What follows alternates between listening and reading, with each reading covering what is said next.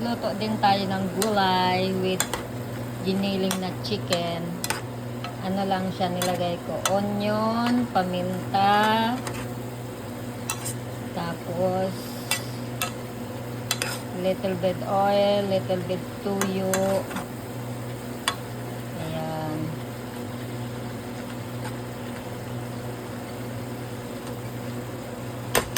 Tapos nilagyan din natin ito, oh.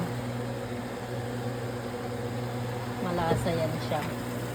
Ayan na ang ating pagkain. Ilalagay lang natin yan sa freezer para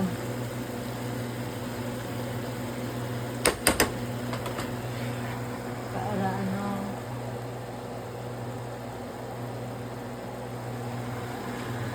kunin na lang natin pagkakain na tayo.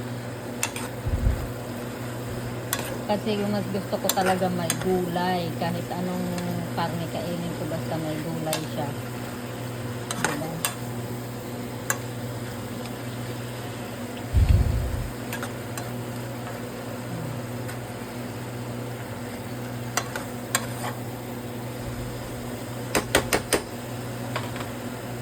Ayan. May gulay. Tapos, giniling. Tapos,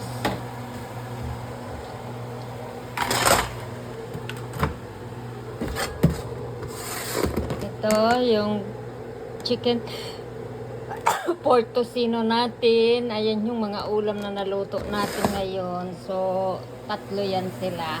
So, diba?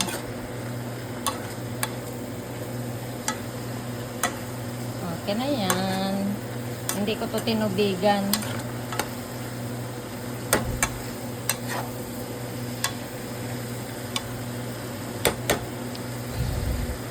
Ayan. Bye guys.